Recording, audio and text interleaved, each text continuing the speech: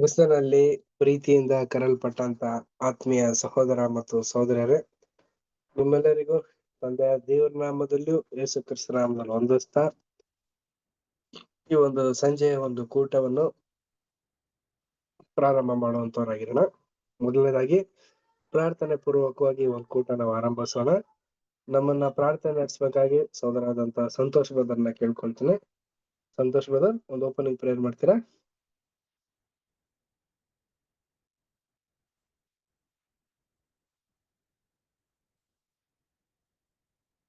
Santosh brother. Okay brother. Okay brother.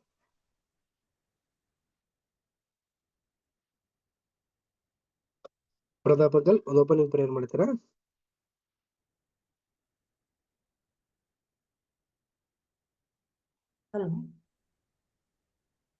ಯಾರಿಗೆ ಹೇಳಿದ್ವಿ? ಇವ್ರಿಗ? Pratap ಅಂಕಲ್ಗೆ sister.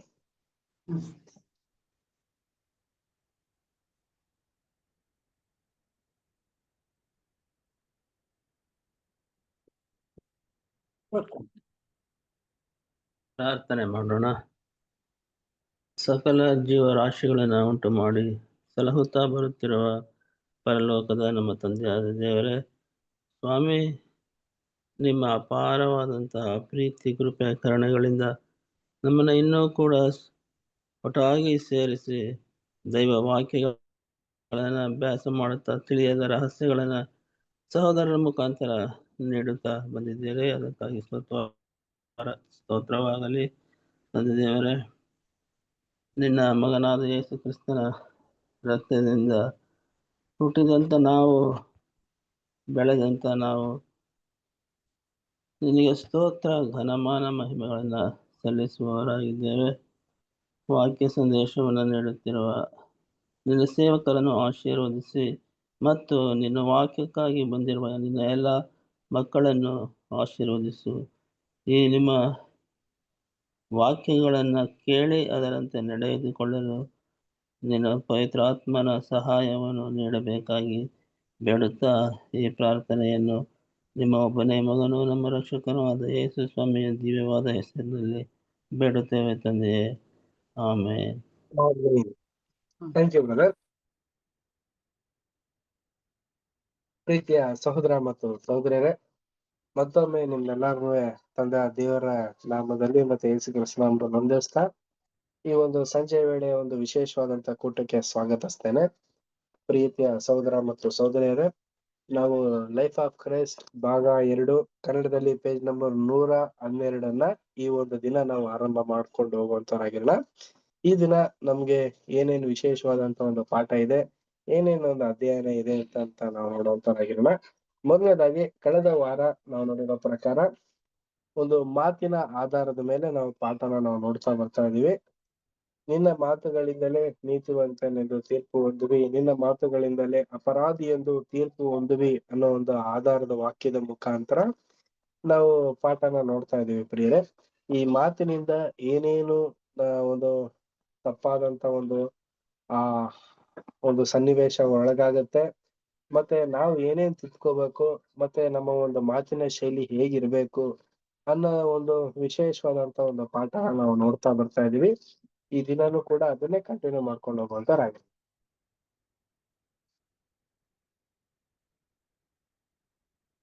ನಮ್ಮನ್ನು ನಾವೇ ವಿಚಾರಿಸಿಕೊಂಡರೆ, ತಿದ್ದುಕೊಂಡರೆ ನ್ಯಾಯ ವಿಚಾರಣೆಗೊಳಗಾಗುವುದಿಲ್ಲ. ಆದರೆ ನಾವು ಕರ್ತನ ನ್ಯಾಯ ವಿಚಾರಣೆಗೆ ಒಳಗಾಗಿರಲಾಗಿ ಆತನು ಅವರಿಗೆ ಲೋಕದವರ ಸಂಗಡ ಅಪರಾಧಿಗಳೆಂಬ ನಿರ್ಣಯ ಆಗಬಾರದೆಂದು ನಮ್ಮನ್ನು ಶಿಕ್ಷಿಸುತ್ತಾನೆ.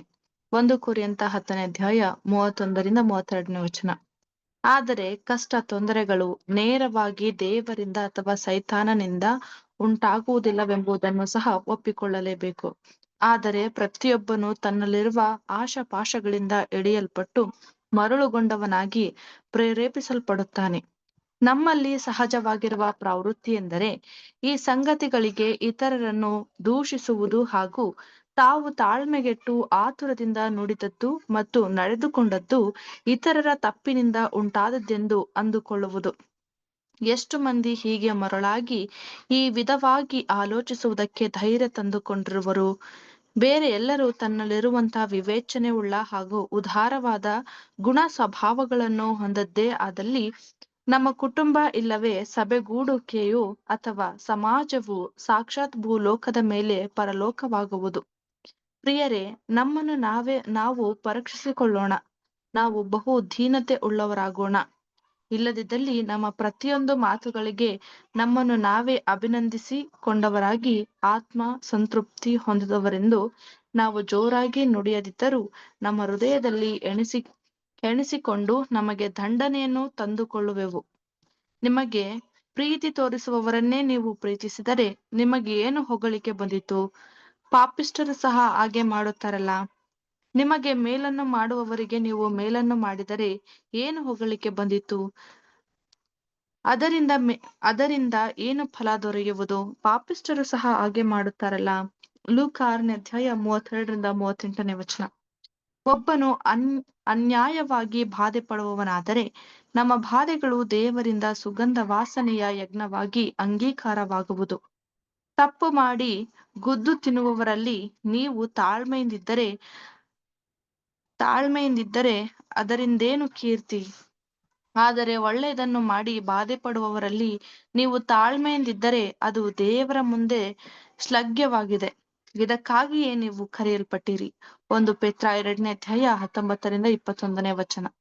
ಪ್ರಿಯರೇ, ನಮ್ಮ ಬಾಧೆಗಳು ಕೇವಲ ನೀತಿಯ ನಿಮಿತ್ತವಾಗಿರುವಂತೆ ನೋಡಿಕೊಳ್ಳೋಣ ಮತ್ತು ನಮಗೆ ವಂಶ ಪರಂಪರವಾಗಿ ಅಥವಾ ಅಭ್ಯಾಸವಾಗಿ ಬಂದ ತಪ್ಪು ದೋಷಗಳ ಫಲವಾಗಿರುವ ಶ್ರಮ ಸಂಕಟಗಳನ್ನು ದೇವರ ಮೇಲಾಗಲಿ ಅಥವಾ ನೆರೆಯವರ ಮೇಲಾಗಲಿ ಆರೋಪಿಸದೇ ಇರುವ ಹಾಗೆ ನೋಡಿಕೊಳ್ಳೋಣ.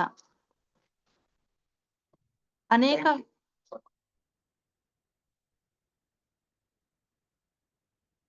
ಪ್ರೀತಿಯ ಸಹೋದರ ಮತ್ತು ಸಹೋದರಿಯರೇ, ಈ ಒಂದು ದಿನ ಒಂದು ಮಾತಿನ ಶೈಲಿ ಇರುವಂತ ಒಂದು ಅಂಶವನ್ನ ನಾವು ನೋಡುವಂತರಾಗಿರೋಣ.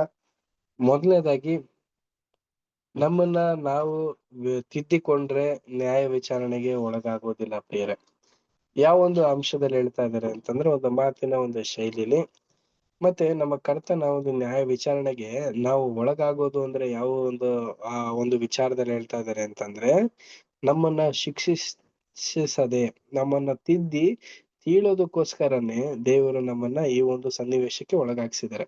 ನೋಡಿ, ಬೈಬಲಲ್ಲೂ ಕೂಡ ಒಂದು ವಾಕ್ಯನ ನಾವು ನೋಡುವಂತರಾಗಿರೋಣ. 1 ಕೊರಿಂಥ 10ನೇ ಅಧ್ಯಾಯ 31ನೇ ವಚನ ಮತ್ತೆ 32ನೇ ವಚನ ಓದಿ.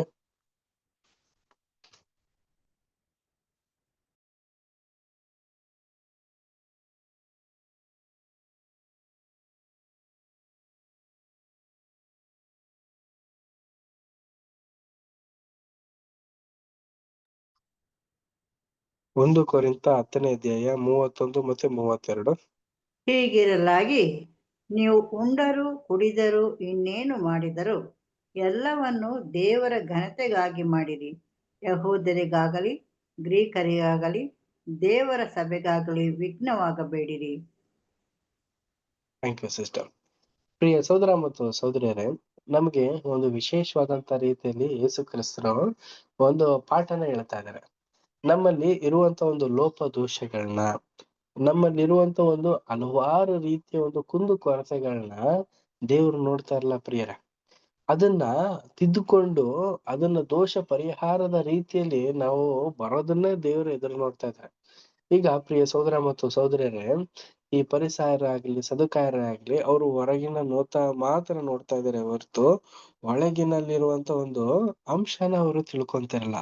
ಆ ರೀತಿಲಿ ನಮ್ಮಲ್ಲೂ ಕೂಡ ಈ ಒಂದು ಮಾತಿನ ಶೈಲಿ ಒಂದು ಮೇಲ್ಗಡೆ ಮಾತ್ರ ಒಳ್ಳೆ ರೀತಿ ಭಾವಿಸೋದು ಮತ್ತೆ ಒಳಗಡೆ ಎಲ್ಲ ಕಲ್ಮಶ ತುಂಬಿರೋದು ಏನಾದ್ರೂ ಇತ್ತು ಅಂತಂದ್ರೆ ಅದು ನಿರಂತಕವಾಗಿಯೂ ಅದು ವಿನಾಶಕ್ಕೆ ಒಳಗಾಗತ್ತೆ ಪ್ರಿಯರೇ.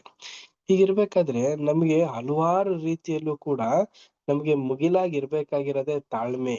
ಈ ಒಂದು ತಾಳ್ಮೆಯ ಗುಣಮಟ್ಟ ಇದೆಯಲ್ಲ, ಅದು ಅಪ್ರಮಿಪೂರ್ಣವಾಗಿ ಇರ್ಬೇಕು ಪ್ರಿಯರೇ.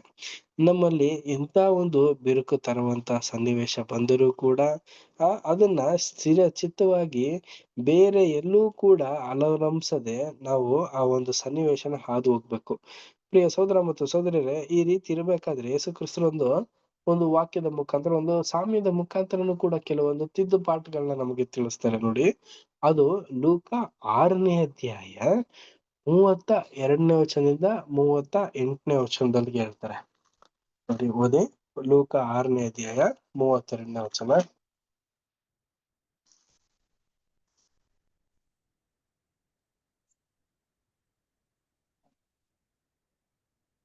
ಲೂಕ 6:32ನೇ ವಚನ ಬ್ರದರ್.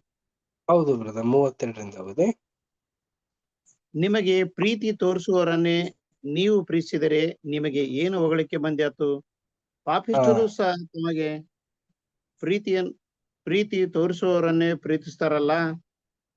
ನೋಡಿದ್ರ ಪ್ರಿಯ ಸಹೋದರ ಮತ್ತು ಸಹೋದರರೇ, ಇದು ತುಂಬಾ ಇಂಪಾರ್ಟೆಂಟ್ ಆಗಿರೋ ಒಂದು ಆಧಾರಿತವಾದಂತ ಒಂದು ಆಜ್ಞೆ ಅಂತ ಅನ್ಬಿಟ್ಟು ನಾವು ನೋಡ್ಬೋದು ಪ್ರಿಯರ. ಬೈಬಲ್ ನಲ್ಲಿ ತುಂಬಾ ಆಜ್ಞೆಗಳಿದೆ, ಅದರಲ್ಲಿ ಇದು ಕೂಡ ಒಂದು ಆಜ್ಞೆ. ಈಗ ನಮ್ಮನ್ನ ಹೆಚ್ಚಾಗಿ ತುಂಬಾ ಪ್ರೀತಿನ ತೋರ್ಸೋರ್ಗೆ ನಾವು ಪ್ರೀತಿ ತೋರ್ಸೋದು, ಇದರಿಂದ ಏನ್ ಫಲ ಉಂಟಾಗತ್ತೆ? ಏನು ಉಪಯೋಗ ಇಲ್ಲ. ಅದೇ ನಮ್ಮನ್ನ ಏನಾದ್ರು ದ್ವೇಷಿಸೋರ್ ಮುಂದೆ ನಾವು ಪ್ರೀತಿನ ತೋರ್ಸಿದ್ವಿ ಅಂತಂದ್ರೆ ಅದ್ರಲ್ಲಿ ಆಗುವಂತ ಒಂದು ವಿಶೇಷವಾದಂತ ಗುಣ ಇದೆಯಲ್ಲ, ಅದನ್ನ ದೇವರು ಅಪೇಕ್ಷಿಸ್ತಾ ಇದಾರೆ ಪ್ರಿಯರೇ. 33ನೇ ವಚನ ದೇವ್ರದ.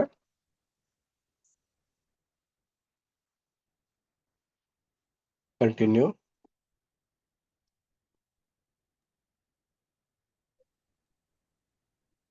ನಿಮಗೆ ಮೇಲನ್ನು ಮಾಡುವವರಿಗೆ ನೀವು ಮೇಲನ್ನು ಮಾಡಿದರೆ ನಿಮಗೆ ಏನು ಹೊಗಳಿಕೆ ಬಂದೀತು? Thank you sister. ಪ್ರಿಯ ಸಹೋದರ ಮತ್ತು ಸಹೋದರನೇ, ಈ 2 ವಚನನು ಕೂಡ ನಾವು ಕ್ಲಾರಿಫೈ ಮಾಡ್ಬೇಕಾದ್ರೆ ಇದು ಬಂದು ಏನ್ ಅರ್ಥ ಅಂದ್ರೆ, ಈಗ ಮುಯಿಗೆ ಮುಯಿ ಅಂದ್ರೆ ನಮ್ಗೆ ಮಾಡಿದವ್ರಿಗೆ ಮಾತ್ರ ನಾವು ಮಾಡೋದು, ನಮ್ಗೆ ತೋರಿಸಿದವ್ರು ಮಾತ್ರ ನಾವು ಒಂದು ಪ್ರೀತಿನ ತೋರ್ಸೋದು, ನಮ್ಮನ್ನ ತುಂಬಾ ಒಂದು ಜಾಗದಲ್ಲಿ ಮೇಲನ್ನ ತರೋ ತರ ಕೆಲಸ ಮಾಡಿರೋರ ಮಾತ್ರ, ಆ ಒಂದು ಕುಟುಂಬಕ್ಕೆ ಮಾತ್ರ ನಾವು ಮೇಲನ್ನ ತರೋ ತರ ಹೊಗಳೋದು, ಇದನ್ನ ಮಾಡೋದ್ರಿಂದ ಏನ್ ನಿಮ್ಗೆ ಲಾಭ ಇದೆ ಅನ್ಬಿಟ್ಟು ಯೇಸು ಕ್ರಿಸ್ತರು ನಮಗ್ ಕೇಳ್ತಾ ಇದಾರೆ ಪ್ರಿಯರೇ. ಇದನ್ನ ಅನ್ಯರು ಕೂಡ ಮಾಡ್ತಾರೆ. ಬುದ್ಧಿ ಇಲ್ದೇ ಇರುವಂತವ್ರು, ಒಂದು ಲೌಕಿಕವಾದಂತವ್ರು, ಇವರು ಕೂಡ ಈ ಒಂದು ವಿಚಾರನ ಮಾಡ್ತಾರೆ. ಆದ್ರೆ ದೇವರ ಮಕ್ಕಳು ಅಂತ ಅನ್ನಿಸ್ಕೊಳ್ಳುವಂತವ್ರು ನಮ್ಮಲ್ಲಿ, ನಮ್ಮ ಒಂದು ಮಾತಿನ ಶೈಲಿಲಿ ಈ ಒಂದು ಅವಲಂಬನೆ ಇರಬಾರ್ದು, ಬದಲಾಗಿ ಬೇರೆ ರೀತಿನೇ ಇರ್ಬೇಕು ಅನ್ಬಿಟ್ಟು 34-35ನೇ ವಚನದಲ್ಲಿ ಹೇಳ್ತಾರೆ ನೋಡಿ. ಯಾವ ರೀತಿ ಇರ್ಬೇಕು? 34ನೇ ವಚನ ಓದಿ.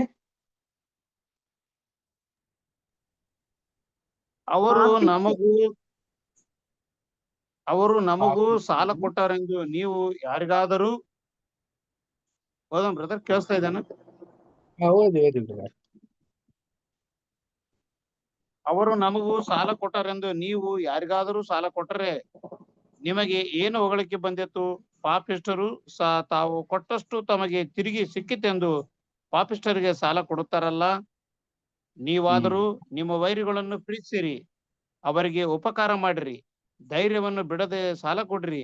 ಹೀಗೆ ಮಾಡಿದರೆ ನಿಮಗೆ ಬಹಳ ಫಲ ಸಿಕ್ಕುವುದು ಮತ್ತು ನೀವು ಪರಸ್ಪರನ ಮಕ್ಕಳಾಗುವಿರಿ.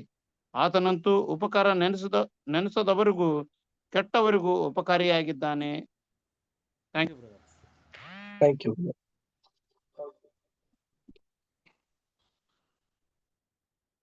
ಪ್ರಿಯ ಸಹೋದರ ಮತ್ತು ಸಹೋದರಿಯರೇ, ನಮಗೆ ಇಲ್ಲಿ ತಿಳಿಸ್ತಾ ಇರುವಂತ ಒಂದು ವಿಶೇಷವಾದಂತ ಒಂದು ಪಾಠನೇ ಏನಂದ್ರೆ, ಈಗ ನಮಗೆ ಯಾರು ಉಪಕಾರ ಮಾಡ್ತಾರೆ ಅವ್ರಿಗೆ ಮಾತ್ರ ಉಪಕಾರ ಮಾಡೋದು, ನಮ್ಗೆ ಯಾರು ಪ್ರೀತಿ ತೋರಿಸ್ತಾರೆ ಅವ್ರಿಗೆ ಮಾತ್ರ ಪ್ರೀತಿ ಮಾಡೋದು, ನಮ್ಗೆ ಯಾರು ತುಂಬಾ ಒಂದು ವಿಶೇಷವಾಗಿ ನೋಡ್ತಾರೋ ಅವ್ರಿಗೆ ಮಾತ್ರ ವಿಶೇಷವಾಗಿ ನೋಡೋದು, ಮತ್ತೆ ನಮ್ಗೆ ಏನಾದ್ರೂ ಒಂದು ವಸ್ತುನ ಕೊಡೋದೇ ಆಗ್ಲಿ, ಆ ಒಂದು ವಸ್ತುನ ನಾವು ಅವ್ರಿಗೆ ಮಾತ್ರ ಕೊಡೋದು, ಬೇರೆ ಯಾರಿಗೂ ಕೊಡಬಾರ್ದು ಅನ್ನೋ ರೀತಿಯಲ್ಲಿ ಇರುವಂತ ಒಂದು ಆಲೋಚನೆ ಇರುವಂತ ಸಹೋದರ ಸಹೋದರಿಯರಿಗೆ, ಸತ್ಯದಲ್ಲಿರುವಂತ ಸಹೋದರ ಸಹೋದರಿಯರಿಗೆ ಹೇಳ್ತಿರುವಂತ ಒಂದು ಮಾತೆ ಏನಂತ ನಾವು ನೋಡ್ಬೇಕಾದ್ರೆ, ಇದನ್ನ ದುಷ್ಟರು ಕೂಡ ಮಾಡ್ತಾರೆ, ವೈರಿಗಳು ಕೂಡ ಮಾಡ್ತಾರೆ, ಲೋಕದವರು ಕೂಡ ಮಾಡ್ತಾರೆ. ನಮ್ಮಲ್ಲಿ ಇದನ್ನ ಯೇಸು ಕ್ರಿಸ್ತರು ನೋಡ್ತಾ ಇಲ್ಲ ಪ್ರಿಯರೇ. ನಮ್ಮನ್ನ ನೋಡ್ತಾ ಇರೋದೇ ಬೇರೆ ರೀತಿ.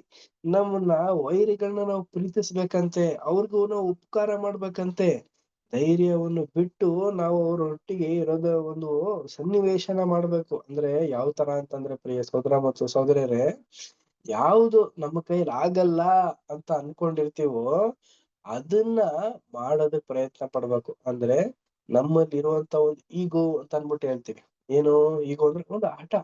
ಈ ಒಂದು ಲೌಕಿಕವಾದಂತ ಒಂದು ಸನ್ನಿವೇಶಕ್ಕೆ ಒಳಗಾಗಿರುವಂತ ನಾವು ಇಂತ ಒಂದು ಸಣ್ಣ ಪುಟ್ಟ ವಿಚಾರಗಳಲ್ಲಿ ಮನಸ್ತಾಪನೆ ಆಗ್ಲಿ, ಒಂದು ಕುಂದು ಕೊರತೆಗಳೇ ಆಗ್ಲಿ, ಏನೇ ಬಂದ್ರು ಕೂಡ ಲೋಕದವ್ರ ತರ ನಾವು ನಡ್ಕೊಳ್ದೆ ಆತ್ಮಿಕದವ್ರ ತರ ನಾವು ನಡ್ಕೊಂಡು ಸತ್ಯದ ಅನುಗುಣವಾಗಿ ನಾವು ನಡಿಬೇಕು ಪ್ರಿಯ ಸಹೋದರ ಮತ್ತು ಸಹೋದರಿಯರೇ. ಈ ಹಲವಾರು ವಿಚಾರಗಳನ್ನ ನಮ್ಗೆ ದೇವರು ಉಪದೇಶನ ಮಾಡ್ತಾ ಇದ್ದಾರೆ.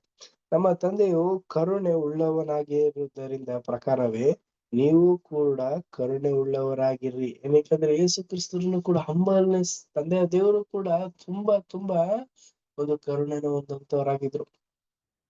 ಅವ್ರ ಮಕ್ಕಳು ಚಿಕ್ಕ ಹಿಂಡು ಆಗಿರೋಂಥವ್ರು ನಾವು ಕೂಡ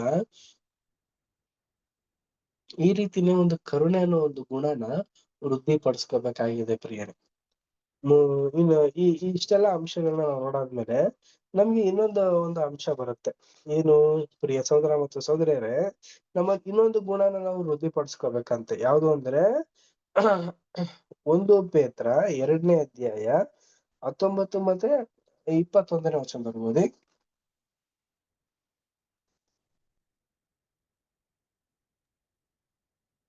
ಒಬ್ಬನು ಅನ್ಯಾಯವಾಗಿ ಬಾಧೆ ಪಡುವವನಾಗಿದ್ದು ದೇವರು ನೋಡುತ್ತಾನೆಂದು ಅರಿತು ಆ ಕಷ್ಟವನ್ನು ಸಹಿಸಿಕೊಂಡರೆ ಅದು ಶ್ಲಾಘ್ಯವಾಗಿದೆ. ತಪ್ಪು ಮಾಡಿ ಗುದ್ದು ತಿನ್ನುವುದರಲ್ಲಿ ನೀವು ತಾಳ್ಮೆಯಿಂದಿದ್ದರೆ ಅದರಿಂದೇನು ಕೀರ್ತಿ? ಆದರೆ ಒಳ್ಳೆಯದನ್ನು ಮಾಡಿ ಬಾಧೆ ಪಡುವುದರಲ್ಲಿ ನೀವು ತಾಳ್ಮೆಯಿಂದಿದ್ದರೆ ಅದು ದೇವರ ಮುಂದೆ ಶ್ಲಾಘ್ಯವಾಗಿದೆ. Thank you sister. ಪ್ರಿಯ ಸಹೋದರ ಮತ್ತು ಸಹೋದರರೇ, ನಮ್ಗೆ ಇಲ್ಲೂ ಕೂಡ ಏನ್ ಹೇಳ್ತಾ ಇದಾರೆ ಅಂತಂದ್ರೆ, ನಮ್ಮಲ್ಲಿರುವಂತ ಒಂದು ಗುಣಲಕ್ಷಣಗಳಲ್ಲಿ ನಾವು ಅದೇ ಒಂದು ಗುಣನ ವೃದ್ಧಿಪಡಿಸ್ಕೊಳ್ಳೋದಲ್ಲ, ಇನ್ನು ಒಂದು ವಿಶೇಷವಾದಂತ ರೀತಿಯಲ್ಲಿ ಸತ್ಯಕ್ಕೆ ಅನುಗುಣವಾದಂತ ಒಂದು ವಿಚಾರಗಳಲ್ಲಿ ನಾವು ವೃದ್ಧಿಪಡಿಸ್ಕೋಬೇಕಂತೆ. ಒಬ್ಬ ಅನ್ಯಾಯವಾಗಿ ಇರುವಂತ ವ್ಯಕ್ತಿನೂ ಕೂಡ ನಾವ್ ಏನ್ ಮಾಡ್ಬೇಕು ಅನ್ನ ತಿದ್ದಿ ತೀಳೋ ತರ, ಮತ್ತೆ ತಪ್ಪು ಮಾಡಿರೋನ್ನ ಅವನ್ನು ಕೂಡ ತಿದ್ದಿ ತೀಳೋ ರೀತಿಯಲ್ಲಿ ಒಂದು ಒಳ್ಳೆ ಸ್ವಭಾವನ ನಮ್ಮಲ್ಲಿ ವೃದ್ಧಿಪಡಿಸ್ಕೋಬೇಕು ಪ್ರಿಯ ಸಹೋದರ ಮತ್ತು ಸಹೋದರಿಯರೇ. ಇದೇ ಕ್ರಿಸ್ತನ ಒಂದು ಜೀವಿತದಲ್ಲಿ ನಾವು ನಡಿಬೇಕಾಗಿರುವಂತ ಒಂದು ವಾಕ್ ಆಫ್ ಲೈಫ್ ಅಂತ ಕರಿತೀವಿ. ಅಂದ್ರೆ ನಮ್ಮ ದಿನನಿತ್ಯ ಒಂದು ಚಟುವಟಿಕೆಗಳಲ್ಲಿ ಇಂಥ ಒಂದು ಗುಣಲಕ್ಷಣಗಳನ್ನ ನಾವು ವೃದ್ಧಿಪಡಿಸ್ಕೊಂಡು ನಮ್ಮ ಒಂದು ಜೀವನನ ನಡ್ಕೊಂಡು ಹೋದ್ರೆ ಇದು ಕ್ರಿಸ್ತನ ಒಂದು ಜೀವಿತದಲ್ಲಿ ನಾವು ನಡೆದ ಹಾಗೆ, the way of walk of life ಅಂತ ಕರೀತಾರಲ್ಲ, ಆ ರೀತಿ ಪ್ರಿಯ ಸಹೋದರ ಮತ್ತು ಸಹೋದರರೇ. ನಾವು ತನ್ನ ಹೆಜ್ಜೆ ಜಾಡಿನಲ್ಲಿ ನಡಿಬೇಕು ಅಂತ ನಾವು ಬರೀ ಬಾಯಿ ಮಾತಿನಲ್ಲಿ ಹೇಳೋದಲ್ಲ. ಇಂತಿಂತ ಒಂದು ಸಣ್ಣ ಪುಟ್ಟ ಒಂದು ಗುಣಗಳು, ಇಂತಿಂತ ಒಂದು ಮೇಲ್ಕಂಡ ಒಂದು ವಿಚಾರಗಳನ್ನ ನಮ್ಮ ಒಂದು ಜೀವಿತದಲ್ಲಿ ಅಳವಡಿಸ್ಕೊಂಡು ಅದ್ರ ಪ್ರಕಾರನೇ ನಡ್ಕೊಂಡು ನಮ್ಮ ಒಂದು ಜೀವನನ ನಡೆಸ್ಬೇಕಾಗಿದೆ. ಈ ರೀತಿ ನಾವು ಮಾಡೋದ್ರಿಂದ ನಮ್ಗೆ ಏನಾಗುತ್ತೆ ಅಂತಂದ್ರೆ ಎಲ್ಲಾ ಒಂದು ವಿಚಾರದಲ್ಲೂ ಕೂಡ ಇದನ್ನು ಕೂಡ ಪಾಠ ಕಲ್ತಂಗ್ ಆಗತ್ತೆ.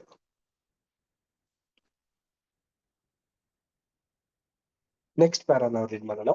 ನೆಕ್ಸ್ಟ್ ಪ್ಯಾರಾ ರೀಡ್ ಮಾಡಿ ಸಿಸ್ಟರ್, ನವಿತಾ ಸಿಸ್ಟರ್ ರೀಡ್ ಮಾಡಿ. 112 page number, right side first para. ಸಂಗತಿಯನ್ನು ಈ ದೃಷ್ಟಿಯಿಂದ ಗಮನಿಸಿದಾಗ ವಿಷಯಗಳಲ್ಲಿ ನಮಿತಾ ಅನೇಕ ವಿಷಯಗಳಲ್ಲಿ ನಾವು ತಪ್ಪುವುದುಂಟು. ಒಬ್ಬನು ಮಾತಿನಲ್ಲಿ ತಪ್ಪದಿದ್ದರೆ ಅವನು ಶಿಕ್ಷಿತನು, ತನ್ನ ದೇಹವನ್ನೆಲ್ಲ ಸ್ವಾಧೀನಪಡಿಸಿಕೊಳ್ಳುವುದಕ್ಕೆ ಸಮರ್ಥನೂ ಆಗಿದ್ದಾನೆ. ಯಾಕೋಬ 3ನೇ ಅಧ್ಯಾಯ 2ನೇ ವಾಕ್ಯ. ಆದರೆ ಇಂತಹ ಮನುಷ್ಯನೇ ದೊರೆಯುವುದಿಲ್ಲ. ನಮ್ಮೆಲ್ಲರಿಗೂ ಸಹಾಯಕನಾಗಿರುವ ನಮ್ಮ ವಿಮೋಚಕನ ಯಜ್ಞಫಲದ ಅಗತ್ಯವಿದ್ದು ಅದಕ್ಕಾಗಿ ಸತತವಾಗಿ ಬೇಡಿಕೊಳ್ಳುತ್ತಿರಬೇಕು. ಅದೇ ಸಮಯದಲ್ಲಿ ನಮ್ಮ ಆಲೋಚನೆಗಳೆಲ್ಲವನ್ನು ಕ್ರಿಸ್ತನ ಚಿತ್ತಕ್ಕೆ ಅಧೀನಪಡಿಸಲು ಹಾಗೂ ಕರ್ತನ ಭಯದಿಂದ ಕೂಡಿದವರಾಗಿ ಪವಿತ್ರತ್ವವನ್ನು ಸಿದ್ಧಿಗೆ ತರಲು ಅನುದಿನವೂ ಪ್ರಯಾಸ ಪಡಬೇಕು. Okay sister. ಪ್ರೀತಿಯ ಸಹೋದರ ಮತ್ತು ಸಹೋದರರೇ, ಒಂದು ವಿಶೇಷವಾದಂತ ಒಂದು ಗುಣ ಇದ್ರ ಬಗ್ಗೆ ನಮ್ಗೆ ಇಲ್ಲಿ ಎಕ್ಸ್ಪ್ಲೈನ್ ಮಾಡ್ತಾ ಇದ್ದಾರೆ. ಏನಂತ ನಾವು ನೋಡ್ಬೇಕಾದ್ರೆ, ಒಬ್ಬ ಸಹೋದರ ಸಹೋದರಿಯಲ್ಲಿ ಮಾತಿನಲ್ಲಿ ತಪ್ಪದೇ ರೀತಿಯಲ್ಲಿ, ಅಂದ್ರೆ ತಪ್ಪು ಮಾತನಾಡೋದೇ ಆಗ್ಲಿ, ದುಡುಕಿ ಮಾತನಾಡೋದೇ ಆಗ್ಲಿ, ಯಾವುದೇ ಒಂದು ವಿಚಾರದಲ್ಲೂ ಕೂಡ ಸಿಕ್ಕಾಕೊಳ್ದೆ ಸರಿಯಾಗಿ ಸರಿಸಕ್ಕವಾಗಿ ಮಾತಾಡುವಂತ ಮಾತಿನಲ್ಲಿ ಏನೂ ಒಂದು ಲೋಪದೋಷನೇ ಆಗ್ಲಿ ಏನೂ ಕಾಣ್ ಬರಲ್ವಂತೆ ಪ್ರಿಯರೇ. ಏನಕ್ಕಂದ್ರೆ ಮಾತಿನಲ್ಲಿ ಎಲ್ಲ ಅಡಕವಾಗಿದೆ. ಅಷ್ಟು ಒಳ್ಳೆ ಗುಣನ ತುಂಬಿಸ್ಕೊಳ್ಳೋದೇ ಯಾವ ಒಂದು ವಿಚಾರದಲ್ಲಿ ಅಂದ್ರೆ ಮಾತಿನಲ್ಲಿ. ಇಂಥ ಒಂದು ಮಾತು ನಮ್ಮಲ್ಲಿ ನಾವು ವೃದ್ಧಿಪಡಿಸ್ಕೋಬೇಕು. ನೋಡಿ ಯಾಕೋಬ 3ನೇ ಅಧ್ಯಾಯ 12ನೇ ವಚನ ಓದಿ. ಅಲ್ಲೊಂದು ಅಂಶ ಹೇಳ್ತಾರೆ. ಯಾಕೋಬ 3ನೇ ಅಧ್ಯಾಯ 12ನೇ ವಚನ.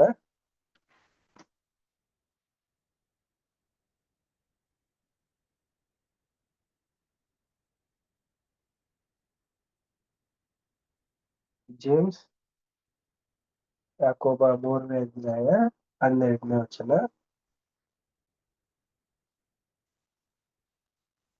ನನ್ನ ಸಹೋದರರೇ, ಅಂಜೂರದ ಮರವು ಎಣ್ಣೆ ಮರದ ಕಾಯಿ ಬಿಡುವುದು, ದ್ರಾಕ್ಷಿ ಬಳ್ಳಿಯಲ್ಲಿ ಅಂಜೂರದ ಹಣ್ಣಾಗುವುದು. ಹಾಗೆಯೇ ಉಪ್ಪು ನೀರಿನ ಬಾವಿಯಿಂದ ಸಿಹಿ ನೀರು ಬರುವುದಿಲ್ಲ. ನೋಡಿದ್ರ ಪ್ರಿಯರೇ, ಒಂದು ಮರದ ಹಣ್ಣು ಅದೇ ಹಣ್ಣು ಕೊಡಕ್ ಸಾಧ್ಯ, ಒಂದು ಮರದ ಹಣ್ಣು ಬೇರೆ ಮರದ ಹಣ್ಣು ಕೊಡಕ್ ಸಾಧ್ಯನಾ? ಉಪ್ಪು ನೀರಾಗಿರುವಂತ ಒಂದು ಬಾವಿ ಅಂದ್ರೆ ಒಂದು ರುಚಿನೇ ಇಲ್ಲ, ಏನಂದ್ರೇನೂ ಇಲ್ಲ, ಉಪಯೋಗಕ್ಕೆ ಆಗದಿರುವಂತ ಒಂದು ಬಾವಿನಲ್ಲಿರುವಂತ ಒಂದು ನೀರು, ರುಚಿನೇ ಇಲ್ದಿರುವಂತ ಒಂದು ನೀರು, ಅದನ್ನ ಬಳಕೆ ಮಾಡಕ್ ಸಾಧ್ಯನಾ? ಅಂದ್ರೆ ಇದೆಲ್ಲ ಅಂಶ ಏನಂತ ನಾವು ನೋಡ್ಬೇಕಾದ್ರೆ, ಮನುಷ್ಯ ಸಂಪೂರ್ಣವಾಗಿ ಒಬ್ಬ ಮನುಷ್ಯ ಇದ್ದಾನೆ ಅನ್ಕೊಳ್ಳಿ. ಆ ಒಬ್ಬ ಮನುಷ್ಯನಲ್ಲಿ ಮೇನ್ ಪಿಲ್ಲರ್ ಯಾವುದು ಅಂತ ನಾವು ನೋಡ್ಬೇಕಾದ್ರೆ ಬಾಯಿ ಪ್ರಿಯರೇ. ಆ ಒಂದು ಬಾಯಿ ಮಾತಿನಲ್ಲಿ, ಆ ಒಂದು ಮಾತನಾಡುವಂತ ಮಾತಿನಲ್ಲಿ ಒಂದು ತೂಕನೇ ಇಲ್ಲ, ಒಂದು ಜ್ಞಾನವಾದಂತ ಒಂದು ಮಾತೇ ಇಲ್ಲ, ಒಂದು ತಪ್ಪಾದಂತ ರೀತಿಯ ಒಂದು ಮಾತುಗಳನ್ನ ಮಾತಾಡ್ತಾ ಇದ್ದಾರೆ ಅಂತಂದ್ರೆ ಖಂಡಿತವಾಗ್ಲೂ ಈ ಒಂದು ವಾಕ್ಯಕ್ಕೆ ಅವರು ಹೋಲಿಕೆ ಆಗ್ತಾರೆ. ಅಂದ್ರೆ ಏನೂ ಪ್ರಯೋಜನ ಇಲ್ಲ, ಅಪ್ರಯೋಜಕರವಾದಂತ ಒಂದು ಮಾತು ಅಂತ ಅಂದ್ಬಿಟ್ಟು ಅರ್ಥ. ಸೊ ನಿಮ್ಗೆ ಈಗ ದೇವರ ಒಂದು ಭಯ ಅನ್ನೋದಿದೆ, ಅವರ ಹೊರಡುವಂತ ಒಂದು ಪವಿತ್ರಾತ್ಮನ ಒಂದು ಸ್ಥಿತಿಗತಿಯಲ್ಲಿರುವಂತ ಒಂದು ಶಕ್ತಿ ಇರೋದ್ರಿಂದ ಇದನ್ನ ನಾವು ಅನುಸರಿಸ್ಕೊಂಡು ಪ್ರತಿದಿನವೂ ಅನುದಿನವೂ ಇಂತಿಂತ ಗುಣಗಳನ್ನ ನಮ್ಮಲ್ಲಿತ್ತು ಅಂತಂದ್ರೆ ತೆಗೆದು ಹಾಕಿ ಆತ್ಮಿಕವಾದಂತ ರೀತಿಯಲ್ಲಿ ಬೆಳೆಯಲಿಕ್ಕೆ ಸಿದ್ಧಪಡಿಸ್ಕೋಬೇಕಂತೆ. ನೆಕ್ಸ್ಟ್ ಪ್ಯಾರ ನೋಡಿ, ನೆಕ್ಸ್ಟ್ ಪ್ಯಾರ ಅನು ಸಿಸ್ಟರ್ ರೀಡ್ ಮಾಡ್ತೀರಾ? ಓಕೆ. ಸಂಗತಿಯನ್ನು ಈ ದೃಷ್ಟಿಯಿಂದ ಗಮನಿಸಿದಾಗ ಕರ್ತನ ಜನರೆಲ್ಲರೂ ಈ ಅಂಶವನ್ನು ಅರ್ಥ ಮಾಡಿಕೊಳ್ಳಲು ಹೆಚ್ಚು ಹೆಚ್ಚು ಪೂರ್ಣವಾಗಿ ಶ್ರಮಿಸುವವರೆಂದು ನಾವು ವಿಶ್ವಾಸಿಸುವೆವು. ಅದೇನೆಂದರೆ, ಈಗ ನಾವು ದೇವರ ನ್ಯಾಯಾಸನದ ಮುಂದೆ ನಿಂತಿರಲಾಗಿ ಪೇತ್ರನ ಮಾತಿನಂತೆ ನಾವು ವಿಚಾರಿಸಿಕೊಳ್ಳುವುದು, ನೀವು ಎಷ್ಟೋ ಪರಿಶುದ್ಧವಾದ ನಡವಳಿಕೆಯೂ ಭಕ್ತಿಯೂ ಉಳ್ಳವರಾಗಿರಬೇಕಲ್ಲ. ದೇವರ ಸಾರೂಪ್ಯವೆಂಬುದು ಖಂಡಿತವಾಗಿಯೂ ಹಾನಿಕರವಾದ ಯಾವ ಹರಟೆ ಮಾತುಗಳನ್ನಾಗಲಿ, ಮಲಿನವಾದ ಅಥವಾ ಪರಿಶುದ್ಧವಾದ ಯಾವ ಸಂಭಾಷಣೆಯನ್ನಾಗಲಿ, ನಿಷ್ಠಾಹೀನವಾದ ಅಥವಾ ಬಂಡಾಯದ ಯಾವ ಮಾತುಗಳನ್ನೇ ಆಗಲಿ ಒಳಗೊಂಡಿರುವುದಿಲ್ಲ. ಕ್ರಿಸ್ತನ ಹೆಸರನ್ನು ಪ್ರಾಮಾಣಿಕತೆಯಿಂದಲೂ ಸತ್ಯತೆಯಿಂದಲೂ ಹೆಸರಿಸಿಕೊಂಡಿರುವ ಎಲ್ಲರೂ ಇಂತಹ ವಿಷಯಗಳಿಂದ ದೂರವಿರಲಿ. ಅನುದಿನವೂ ನಮ್ಮ ಕರ್ತನಿಗೆ ಲೆಕ್ಕವನ್ನು ಒಪ್ಪಿಸುವವರಾಗಿ, ನಿಷ್ಪ್ರಯೋಜನವಾದ ಯಾವ ಮಾತುಗಳು ಪಶ್ಚಾತ್ತಾಪ ಪಡದ ಪರಿಣಾಮವಾಗಿ ಕ್ಷಮಿಸಲ್ಪಡದೆ ಅವು ನಮಗೆ ವಿರೋಧವಾಗಿ ಸಾಕ್ಷಿಯನ್ನು ನಿಲ್ಲದಂತೆ ನೋಡಿಕೊಳ್ಳೋಣ. ಹೇಗೂ ಕ್ರಿಸ್ತನ ಸುವಾರ್ತೆಗೆ ಯೋಗ್ಯವಾಗಿ ನಡೆದುಕೊಳ್ಳಿರಿ. ಯಾವ್ಯಾವುದು ಸತ್ಯವೂ ಮಾನ್ಯವೂ ನ್ಯಾಯವೂ ಶುದ್ಧವೂ ಪ್ರೀತಿಕರವೂ ಮನೋಹರವೂ ಆಗಿದೆಯೋ, ಯಾವುದು ಸದ್ಗುಣವಾಗಿದೆಯೋ, ಯಾವುದು ಕೀರ್ತಿಗೆ ಯೋಗ್ಯವೋ ಅವೆಲ್ಲವುಗಳನ್ನು ಲಕ್ಷ್ಯಕ್ಕೆ ತಂದುಕೊಳ್ಳಿರಿ. ಹೀಗೆ ಹೃದಯವೆಂಬ ಒಳ್ಳೆಯ ಬೊಕ್ಕಸದ ಮೂಲಕವಾಗಿ ಸತ್ಯ ಹಾಗೂ ಸ್ವಸ್ಥತೆಯ ಮಾತುಗಳನ್ನು ನುಡಿಯಲು, ಭಕ್ತಿಯುಳ್ಳ ನಡೆ ಮತ್ತು ನುಡಿಗಳಿಂದ ನಮ್ಮ ಕರ್ತನನ್ನು ಗೌರವಿಸಲು ಅಥವಾ ಪರಿಪೂರ್ಣತೆಯಿಂದ ಬಿದ್ದು ಹೋದ ಸ್ವಭಾವದ ನಿಮಿತ್ತವಾಗಿ ನಮ್ಮಲ್ಲಿರುವ ಕೆಟ್ಟ ಪ್ರವೃತ್ತಿಗಳನ್ನು ಸ್ವಾಧೀನ ಮಾಡಿಕೊಳ್ಳಲು ಮತ್ತು ಅನ್ಯಜನರ ಮುಂದೆ ಯೋಗ್ಯರಾಗಿ ನಡೆದುಕೊಳ್ಳಲು ನಾವು ಶಕ್ತರಾಗುವೆವು. ಮತ್ತು ನಿಮ್ಮ ನಡವಳಿಕೆಯು ಅನ್ಯಜನರ ಮಧ್ಯದಲ್ಲಿ ಯೋಗ್ಯವಾಗಿರಲಿ.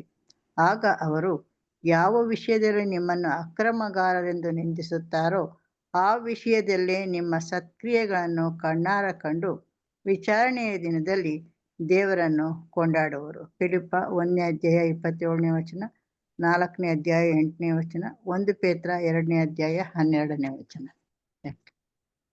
Thank you sister. ಪ್ರಿಯ ಸಹೋದರ ಮತ್ತು ಸಹೋದರರೇ, ಈ ಒಂದು ಮಾತಿನ ಒಂದು ಶೈಲಿಲಿ ಗಮನಿಸುವಂತ ಒಂದು ಹಲವಾರು ವಿಚಾರಗಳನ್ನ ನಮ್ಮ ಹಿರಿಯ ಸಹೋದರ ಅಂತ ರಜಲ್ ಅವರು ತುಂಬಾ ಬ್ಯೂಟಿಫುಲ್ ಆಗಿ ನಮ್ಗೆ ಇಲ್ಲಿ ಎಚ್ಚರಿಕೆ ಮಾಡಿದ್ದಾರೆ. ನಾವು ಕರ್ತನ ಜನರಾಗಿರೋದ್ರಿಂದ ನಾವು ಹಲವಾರು ಅಂಶಗಳು, ಬರೀ ಮಾತು ಅನ್ನೋದು ಒಂದು ಪಾಠ, ಆ ಒಂದು ಪಾಠದಲ್ಲೇ ಹಲವಾರು ವಿಧವಾದಂತ ಒಂದು ಗುಣಾತಿಶಯಗಳನ್ನ ನಮ್ಗಿಲ್ಲಿ ಅಲಕಡಿಸಿದ್ದಾರೆ ಪ್ರಿಯರೇ.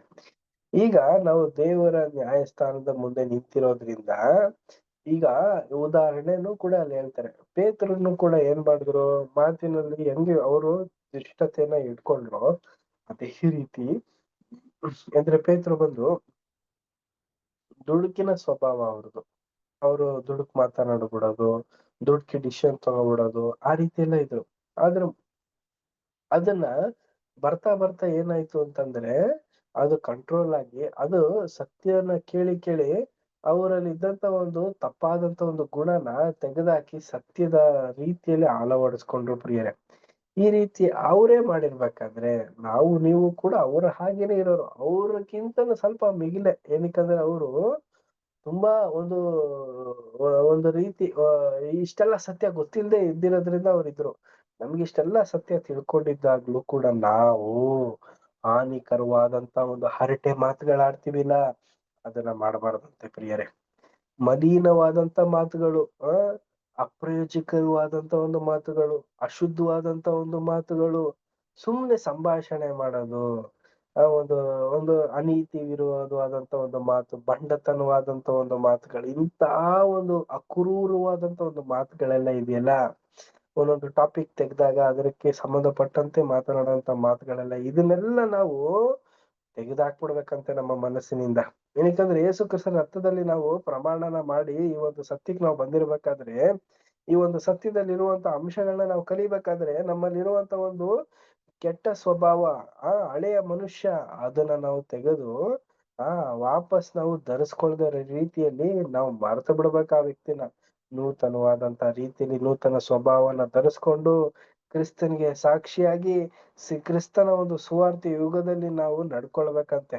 ಈ ರೀತಿ ನಾವು ನಡ್ಕೊಳ್ಳೋದ್ರಿಂದ ಫಸ್ಟ್ ನಮ್ಮನ್ನ ಯಾರು ಕಂಡು ಹಿಡಿತಾರೆ ಅಂದ್ರೆ ಲೋಕದವರು, ಅಂದ್ರೆ ನಮ್ಮ ಅಕ್ಕಪಕ್ಕದಲ್ಲಿರುವಂತ ಜನರು ನಮ್ಮ ಒಂದು ಶೈಲಿನ ನೋಡಿ, ನಮ್ಮ ಒಂದು ಮಾತಿನ ಒಂದು ಸತ್ಯತೆನ ನೋಡಿ ಅವ್ರು ಏನ್ ಮಾಡ್ತಾರೆ ಅಂತಂದ್ರೆ ಆಗ ಅವ್ರಿನ್ನು ಗುರುತನ್ನ ಹಿಡಿತಾರಂತೆ ಪ್ರಿಯ ಸಹೋದರ ಮತ್ತು ಸಹೋದರರೇ.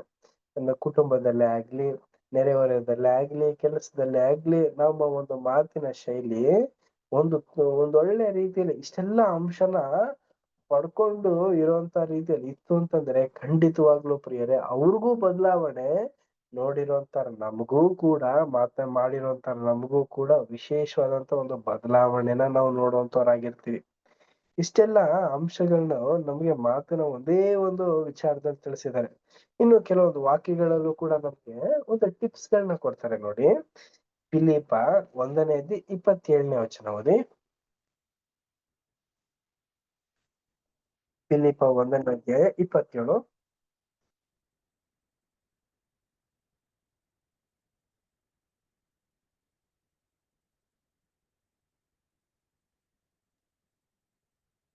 ಹೇಗೂ ಕ್ರಿಸ್ತನ ಸುವಾರ್ತೆಗೆ ಯೋಗ್ಯರಾಗಿ ನಡೆದುಕೊಳ್ಳಿರಿ.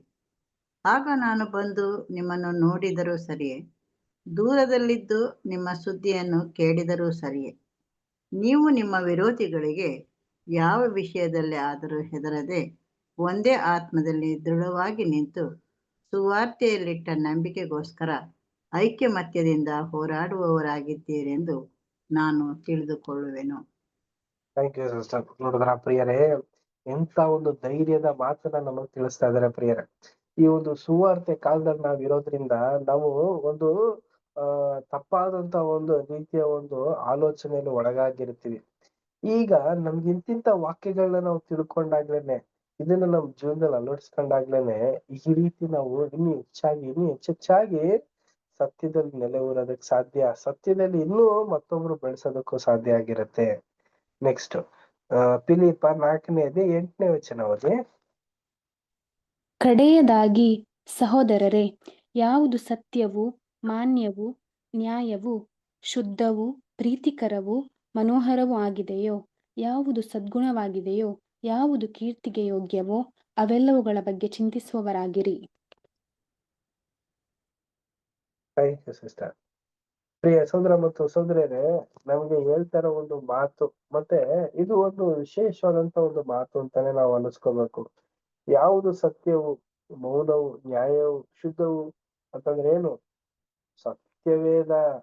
ಸತ್ಯವೇದಲ್ಲಿರುವಂತ ಹಲವಾರು ವಿಚಾರಗಳು, ಇದನ್ನ ನಮ್ಮ ಮನದಟ್ಟು ಮಾಡ್ಕೊಂಡು ಸದ್ಗುಣವಾಗಿ ನಾವು ಇದ್ವಿ ಅಂತಂದ್ರೆ, ಕೀರ್ತನೆಗೆ ಯೋಗ್ಯವು ಅಂದ್ರೆ ಏನು? ದೇವರಿಗೆ ಒಂದು ಘನಪಡಿಸುವಂತ ಒಂದು ಲಕ್ಷಣಗಳನ್ನ ನಾವು ವೃದ್ಧಿಪಡಿಸ್ಕೊಳ್ಳೋಕೆ ಸಾಧ್ಯ ಆಗಿರುತ್ತಂತೆ. ಈ ಒಂದು ಮಾತಿನ ಒಂದು ಶೈಲಿ ನಾವು ಬದಲಾದ್ರೆ ಈ ಎಲ್ಲ ಅಂಶಗಳನ್ನ ನಾವು ಸರಿಪಡಿಸ್ಕೊಳಕ್ ಸಾಧ್ಯ. ನೆಕ್ಸ್ಟ್ ಪೇತ್ರ 1 ಪೇತ್ರ 2ನೇ ಅಧ್ಯಾಯ 12ನೇ ವಚನ. ಅಲ್ಲಿ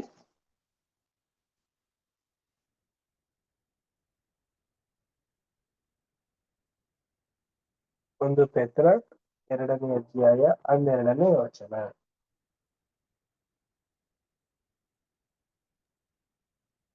ನಿಮ್ಮ ನಡವಳಿಕೆಯು ಅನ್ಯಜನರ ಮಧ್ಯದಲ್ಲಿ ಯೋಗ್ಯವಾಗಿರಲಿ. ಆಗ ಅವರು ಯಾವ ವಿಷಯದಲ್ಲಿ ನಿಮ್ಮನ್ನು ಅಕ್ರಮಗಾರರೆಂದು ನಿಂದಿಸುತ್ತಾರೋ ಆ ವಿಷಯದಲ್ಲಿಯೇ ನಿಮ್ಮ ಸತ್ಕ್ರಿಯೆಗಳನ್ನು ಕಣ್ಣಾರ ಕಂಡು ವಿಚಾರಣೆಯ ದಿನದಲ್ಲಿ ದೇವರನ್ನು ಕೊಂಡಾಡುವರು. ಈ ಸಹೋದರ ಮತ್ತು ಸಹೋದರಿ, ಇದು ಒಂದು 3 ವಿಧವಾದಂತ ರೀತಿಯಲ್ಲಿ ಅರ್ಥ ಮಾಡ್ಕೊಳ್ಬಹುದು, ಅಂದ್ರೆ 3 ಭಾಗ ಮಾಡ್ಕೊಬಹುದು. ಪ್ರಿಯರೇ, ಇದು ಒಂದು ವಿಶೇಷವಾದಂತ ಒಂದು ಪಾಠನೇ. ಇದು ಒಂದು ವಾಕ್ಯನ ಹಿಡ್ಕೊಂಡೇನೆ ಹಲವಾರು ಸಹೋದರರು ಹಲವಾರು ವಿಧವಾದಂತ ರೀತಿಯ ಒಂದು ಸತ್ಯನ ತಿಳಿಸಿದ್ದಾರೆ. ಮೊದಲನೇದಾಗಿ ಪ್ರಿಯ ಸಹೋದರ ಮತ್ತು ಸಹೋದರರೇ, ನಮ್ಮ ಒಂದು ನಡವಳಿಕೆಗಳನ್ನ ಜನರ ಮಧ್ಯದಲ್ಲಿ ಯೋಗ್ಯರಾಗಿ ನಡ್ಸ್ಕೋಬೇಕಂತೆ ಕಾಣಿಸ್ಬೇಕು. ಅಂದ್ರೆ ಫಸ್ಟ್ ಆಫ್ ಆಲ್ ನಾವು ಜನರ ಮಧ್ಯದಲ್ಲಿ ಇರೋದ್ರಿಂದ ನಾವು ಅಯೋಗ್ಯವಾಗಿ ನಡ್ಕೊಂಡು ಹೋಗ್ತಾ ಇರ್ತೀವಿ. ಆದ್ರೆ ಇಂತಿಂತ ಒಂದು ವಿಶೇಷವಾದಂತಹ ಸತ್ಯ ವಾಕ್ಯಗಳನ್ನೆಲ್ಲ ಕೇಳಿ ಇದನ್ನ ನಮ್ಮ ಮನಸ್ಸಿನ ಅಲಿಗೆಯಲ್ಲಿ ನಾವೇನಾದ್ರೂ ಹಿಡ್ಕೊಂಡ್ವಿ ಅಂತಂದ್ರೆ, ಇದನ್ನ ನಾವು ದಿನನಿತ್ಯ ನಾವು ಬದಲಾವಣೆಗಳನ್ನ ಮಾಡ್ಕೊಂಡು ಹೋದಾಗ ಅಲ್ಲಿ ನೋಡಿದಂತ ಒಂದು ಅನ್ಯ ಜನರುಗಳು, ಲೌಕಿಕವಾದಂತ ಒಂದು ಜನರುಗಳು ಇದನ್ನ ಗುರ್ತಿಡಿತಾರಂತೆ. ಗುರ್ತಿಡಿದಿ ಅದರಿಂದ ನಾವ್ ಎಷ್ಟು ಬದಲಾಯಿಸ್ಕೊಂಡು ಯಾವ ರೀತಿ ಒಳ್ಳೆ ಒಂದು ದಾರಿಯಲ್ಲಿ ನಡೀತಾ ಇದೀವಿ ಅಂದ್ಬಿಟ್ಟು ಅದನ್ನು ಕೂಡ ಗುರುತಿಡ್ದಿ ಅವರು ಇದಕ್ಕೆಲ್ಲ ಕಾರಣ ಯಾವುದು ಅನ್ನೋದ್ರ ಒಂದು ವಿಚಾರಣೆನೂ ಕೂಡ ಗುರುತು ಹಿಡಿಯೋದಕ್ಕೆ ಪ್ರಯತ್ನ ಪಡ್ತಾರೆ. ಆಗ ಅವ್ರಿಗೆ ಗೊತ್ತಾಗದೆ ಯಾರು ಅಂತಂದ್ರೆ ತಂದೆಯ ದೇವರು. ಅಂದ್ರೆ ಈಗ ನಮ್ಮ ಒಂದು ಗುಣಗಳು, ಸ್ವಭಾವಗಳು, ಒಂದು ಒಳ್ಳೆ ರೀತಿಯ ಒಂದು ನಡವಳಿಕೆಗಳನ್ನ ನಾವು ಮಾತಿನಲ್ಲಿ ಶೈಲಿಯಲ್ಲಿ ತೋರ್ಸ್ಕೊಂಡ್ ಬಂದ್ವಿ ಅಂತಂದ್ರೆ ಅವ್ರು ಇದನ್ನ ಗುರ್ತಿ ಹಿಡಿದುಕೊಂಡು, ಓ ಇಷ್ಟೆಲ್ಲಾ ಒಳ್ಳೆ ಗುಣಗಳು ತುಂಬಿಕೊಂಡಿದಾರಲ್ಲ, ಇಷ್ಟೆಲ್ಲಾ ಗುಡ್ ಹ್ಯಾಬಿಟ್ ಇದೆಯಲ್ಲ ಇವ್ರ ಮಧ್ಯದಲ್ಲಿ, ಯಾಕೆ ಇವರು ದೇವ್ರನ್ನ ಆರಾಧನೆ ಮಾಡ್ತಾ ಇದಾರೆ, ಯೇಸು ಕ್ರಿಸ್ತರನ್ನ ಘನಪಡಿಸ್ತಾ ಇದಾರೆ ಅಂತ ಅನ್ಬಿಟ್ಟು ಗೊತ್ತಾಗತ್ತೆ. ಅದನ್ನ ಇನ್ನು ಯಾವಾಗ ಅವ್ರು ಫುಲ್ಫಿಲ್ ಆಗಿ ಗೊತ್ತಾಗತ್ತೆ ಅಂತ ನಾವು ನೋಡ್ಬೇಕಾದ್ರೆ, ಕ್ರಿಸ್ತರ ಒಂದು ರಾಜ್ಯದಲ್ಲಿ ಮತ್ತೆ ಅವರೆಲ್ಲ ಪುನರುತ್ಥಾನ ಆಗಿ ಮತ್ತೆ ಅವರು ಈ ಒಂದು ಭೂಲೋಕಕ್ಕೆ ಬಂದಾಗ ನಿಜವಾದಂತ ದೇವರನ್ನ ಅರ್ತಾಗ ಯೇಸು ಕ್ರಿಸ್ತ ನಮ್ ಕರ್ತನು ಅಂತ ಅನ್ಬಿಟ್ಟು ಅವ್ರ ಅಂಗೀಕಾರ ಮಾಡಿದಾಗ ಅವ್ರಿಗೆ ಆಗ ಅರಿವು ಉಂಟಾಗತ್ತೆ. ಓ, ನನ್ನ ಜೊತೆಲೂ ಆ ಒಂದು ಕಾಲದಲ್ಲಿ ಇಂತಿಂತ ಸಹೋದರ ಸಹೋದರಿಯರು ಇದ್ರು, ಇವ್ರು ಹೇಳಿದ್ದೆಲ್ಲ ಮಾತು ಸತ್ಯ, ಇವರ ಒಂದು ನಡವಳಿಕೆ ಈ ರೀತಿ ಬದಲಾಗಿ ಈಗ ಅವರು ದೇವರ ಸಂಗಡ ಇದಾರಲ್ಲ ಅನ್ನೋ ಒಂದು ವಿಚಾರವನ್ನ ತಿಳ್ಕೊಂಡೆ ಅವ್ರು ಏನ್ ಮಾಡ್ತಾರೆ ಅಂತಂದ್ರೆ, ಆ ಒಂದು 1000 ವರ್ಷದ ಕಾಲದಲ್ಲಿ ಅವರು ಬದಲಾವಣೆ ಆಗೋದು ಇನ್ನು ಹೆಚ್ಚಾಗಿ ಬೇಗನೆ ಬದಲಾವಣೆ ಆಗೋಂತ ಒಂದು ಸಾಧ್ಯತೆ ಹೆಚ್ಚಾಗಿರುತ್ತೆ ಅಂದ್ಬಿಟ್ಟೆ ಈ ಒಂದು ವಾಕ್ಯದ ಒಂದು ಸಾರಾಂಶ ಪ್ರಿಯರೇ. ಇದು ತುಂಬಾ ವಿಶೇಷವಾದಂತ ಒಂದು ವಾಕ್ಯ ಪ್ರಿಯರೇ. ಇದು ನಾವು ಡಿಕೋಡ್ ಮಾಡ್ತೀವಿ ಅಂತಂದ್ರೆ ಒಂದು ಆತ್ಮಿಕವಾದಂತ ಒಂದು ಮನಸ್ಥಿತಿಲಿ ಇದ್ದಾಗ್ಲೇನೆ ಇದನ್ನ ಡಿಕೋಡ್ ಮಾಡೋದಕ್ಕೆ ಸಾಧ್ಯ. ನೆಕ್ಸ್ಟ್ ಪ್ಯಾರ ನಾವು ರೀಡ್ ಮಾಡೋಣ. Next para Ravi brother read ಮಾಡ್ತೀರಾ? ಬ್ರದರ್ ಮಾಡ್ತೀನಿ.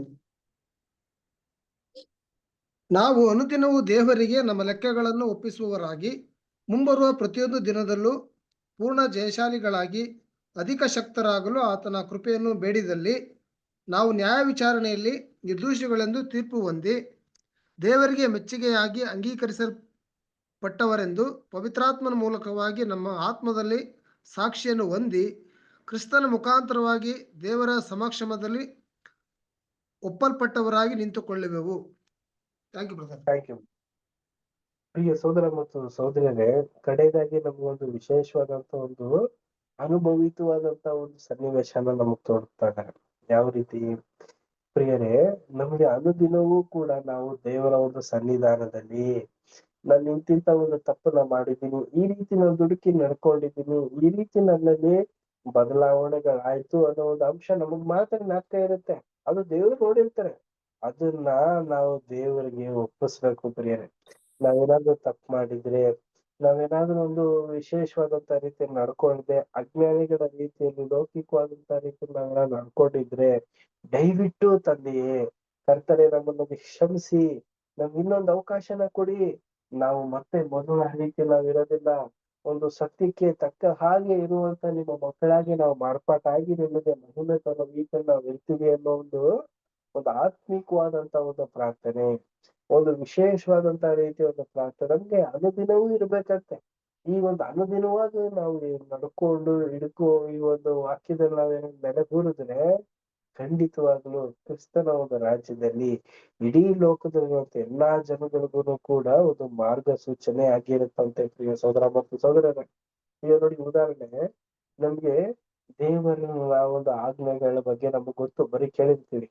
ಆ ಹಿಂದಿನ ಜನರು ಅವರು ಏನ್ ಮಾಡಿದ್ರು, ಅದ್ರ ಪ್ರಕಾರ ನಡ್ಕೊಳಕ್ ಪ್ರಯತ್ನ ಪಟ್ರ ಅಂತಂದ್ರೆ ಖಂಡಿತವಾಗ್ಲು ಈ ಎಲ್ಲಾ ಉಪದೇಶಗಳನ್ನ ಅವ್ರಿಗೆ ಹೇಳ್ಬೇಕಾದ್ರೆ ಅವರು ಒಪ್ಕೋತಿದ್ರು. ಆದ್ರೆ ಅದನ್ನ ಅಳವಡಿಸ್ಕೊಳಕ್ ತುಂಬಾ ಕಷ್ಟ ಇರ್ತಿತ್ತು ಪ್ರಿಯರೇ. ಈ ರೀತಿ ಸಿಚುವೇಶನ್ಸ್ ನಾವು ನೀವು ಕೂಡ ಇದೀವಿ. ಹೀಗಿರ್ಬೇಕಾದ್ರೆ ನಮ್ಮಲ್ಲಿ ಒಂದೇ ಒಂದು ದೇವರಿಗೆ ಬದಲಾವಣೆ ಎದುರು ನೋಡ್ತಾ ಇರೋದು. ನಾವು ಆದಷ್ಟು ವಾಕ್ಯಗಳನ್ನ ಕೇಳಿ ಅದ್ರ ಪ್ರಕಾರ ಎಷ್ಟಾಗುತ್ತೋ ಅಷ್ಟು ಕೈಗೊಂಡು ನಡೆಯೋದಕ್ಕೆ ಪ್ರಯತ್ನ ಪಡ್ಬೇಕು ಪ್ರಿಯರೇ. ಆ ರೀತಿ ಪ್ರಯತ್ನ ಪಟ್ಟಿದ್ರೇನೆ ನಾವು ದೇವರ ಮಕ್ಕಳಾಗಿ ಇರೋದಕ್ಕೆ, ಮತ್ತೆ ಈ ಒಂದು ಲೋಕನ ಕ್ರಿಸ್ತನಾಗಿ ನಾವು ಬಾಳೋದಕ್ಕೆ ಸಾಧ್ಯ ರೀ. ಕೊನೆ ಇನ್ನೊಂದು ಪಾಠ ನಮಗೆ ವಿಶೇಷವಾದಂತ ಒಂದು ಪಾಠನ ಕೊಟ್ಟಿದ್ದಾರೆ. ನೆಕ್ಸ್ಟ್ ಆ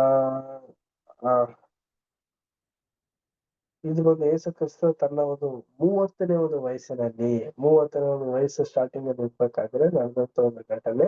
ಈ ಒಂದು ಘಟನೆ ನಮಗೆ ಒಂದು ವಾಕ್ಯದ ಮುಖಾಂತರ ನಾವು ನೋಡುವಂತರಾಗಿರೋಣ. ಇದು ಗಲಿಲಾಯದಲ್ಲಿ ನಡೆದಿರುವಂತ ಒಂದು ಘಟನೆ. ಕ್ರಿಸ್ತನು ಶಿಷ್ಯರನ್ನು ಆತನ ಸಂಬಂಧಿಸಿದ್ದು ಅಂದ್ರೆ ಆತನ ಅವ್ರದ್ದು ಮತ್ತೆ ಶಿಷ್ಯದ್ದು ಒಂದು ಬಾಂಧವ್ಯ ಇತ್ತು ಪ್ರಿಯರೇ. ಆ ಒಂದು ಬಾಂಧವ್ಯನ ಕುರಿತು ನಮ್ಗೆ ಒಂದು ಪಾಠವಾಗಿ ನಮ್ಗೆ ಇಲ್ಲಿ ತಿಳಿಸ್ತಾರೆ. ಇದೊಂದು 3 ಪುಸ್ತಕದಲ್ಲೂ ಕೂಡ ಬರ್ದಿದೆ. ಮತ್ತಾಯ, ಮಾರ್ಕ, ಲೂಕಾದಲ್ಲಿ ಒಂದೊಂದ ಓದೋಣ. ಮತ್ತಾಯ 12ನೇ ಅಧ್ಯಾಯ 46ನೇ ವರ್ಷದಿಂದ 50ನೇ ವರ್ಷದವರೆಗೂ ಓದಿ. 4 ವಚನ.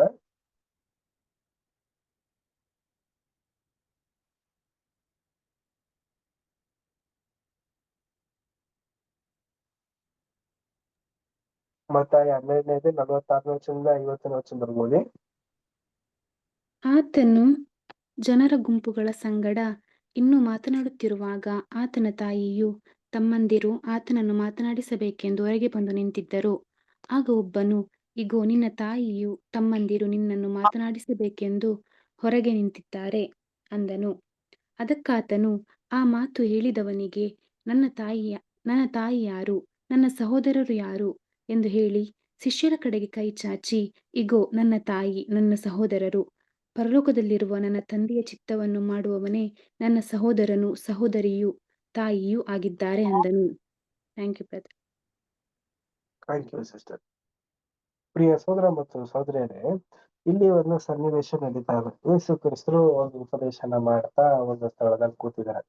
ತಕ್ಷಣ ಏನಾಗ್ಬಿಟ್ಟಿದೆ ಅಂತಂದ್ರೆ, ಮರಿಯಳು ಮತ್ತೆ ಅವರ ತಮ್ಮಂದಿರು ಇದ್ರು, ಸ್ವಲ್ಪ ಜನ ಇದ್ರು. ಇವರೆಲ್ಲರೂ ಕೂಡ ಏನ್ ಮಾಡಿದ್ದಾರೆ, ಬಂದ್ಬಿಟ್ಟಿದ್ದಾರೆ. ಬಂದ ತಕ್ಷಣ ಅಲ್ಲಿದ್ದಂತ ವ್ಯಕ್ತಿ ಏನ್ ಮಾಡಿದ್ದಾನೆ ಅಂತಂದ್ರೆ, ಗುರುತಿಡಿದು, ಓ ಇವ್ರು ಯೇಸು ಕ್ರಿಸ್ತರ ಅವರ ತಾಯಿ ಅಂತ ಅಂದ್ಬಿಟ್ಟು ಗುರುತಿಡಿದು ತಕ್ಷಣ ಯೇಸು ಕ್ರಿಸ್ತನಿಗೆ ಹತ್ರ ಹೋಗಿ ಈ ಒಂದು ವಿಚಾರಣೆ ಹೇಳ್ತಾ ಇದೆ. ಆಗ ಯೇಸು ಕ್ರಿಸ್ತನಿಗೆ ಏನ್ಬೇಕು, ಬಂದೆ ವೇಟ್ ಮಾಡಿ, ಬಂದಾಯ್ತೀನಿ, ಒಂದ್ ನಿಮಿಷ ಇರಿ ಅಂತ ಅಂದ್ಬಿಟ್ಟು ಏನ್ ಹೇಳಿದ್ರ? ಇಲ್ಲ, ಅವ್ರು ಏನ್ ಹೇಳಿದ್ರು ಅಂತಂದ್ರೆ ಒಂದೇ ಮಾತು ಹೇಳಿದ್ರು. ಒಂದೇ ಯಾವ ರೀತಿ? ಪ್ರಿಯ ಸಹೋದರ ಮತ್ತು ಸಹೋದರಿಯರೇ, ಯಾರು ವಾಕ್ಯನ ಕೇಳಿ ಕೈಗೊಂಡು ನಡೀತಾ ಇದ್ದಾರೋ, ಯಾರು ನನ್ನ ವಾಕ್ಯಕ್ಕೋಸ್ಕರ ತವಕದಿಂದ ಇದ್ದಾರೋ ಅಂತವ್ರಿಗೆ ಈ ಒಂದು ಮಾತು ಅಂತ ಅನ್ಬಿಟ್ಟು ತಿಳಿಸ್ತಾ ಇದ್ದಾರೆ ಪ್ರಿಯ ಸಹೋದರ ಮತ್ತು ಸಹೋದರಿಯರೇ. ಪ್ರಿಯರೇ, ನಮ್ಮಲ್ಲೂ ಕೂಡ ಇಂಥ ಒಂದು ಗುಣಲಕ್ಷಣಗಳನ್ನ ತುಂಬಿಸ್ಕೊಳ್ಳಕ್ಕೆ ಅವಕಾಶದಿಂದ ಇರ್ಬೇಕು. ನೋಡಿ, ಮಾರ್ಕದಲ್ಲಿ ಕೂಡ ಹೋಗೋಣ. ಮಾರ್ಕ 31ನೇ ವರ್ಷದಿಂದ 35ನೇ ವರ್ಷದವರೆಗೆ. ಮಾರ್ಕ 31ರಿಂದ 35.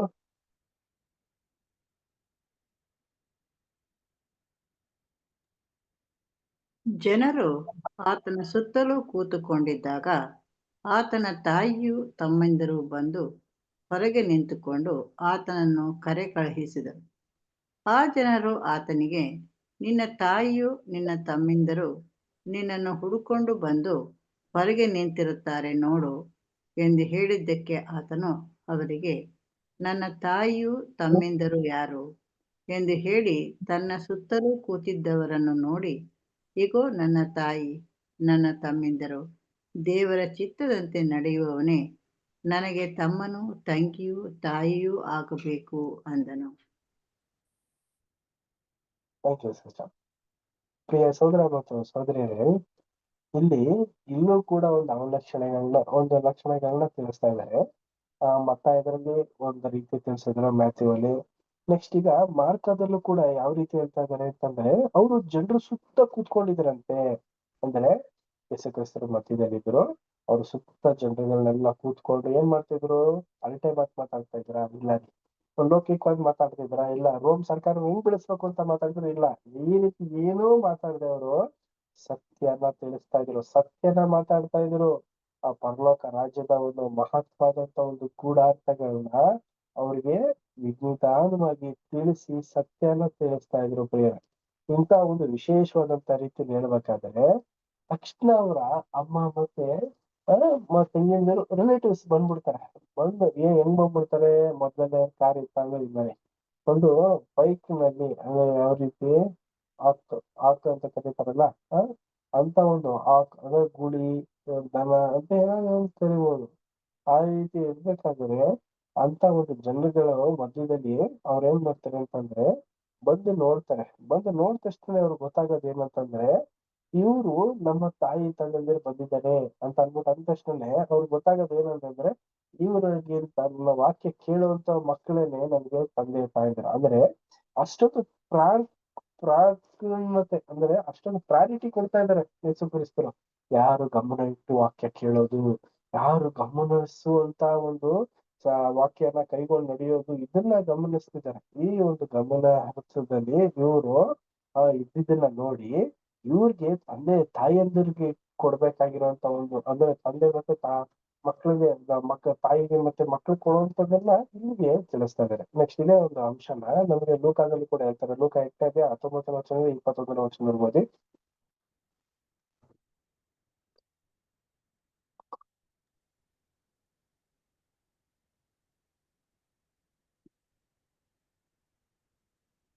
ಲೂಕ 8ನೇ ಅಧ್ಯಾಯ 19ನೇ ವಚನದಿಂದ 21ನೇ ವಚನ.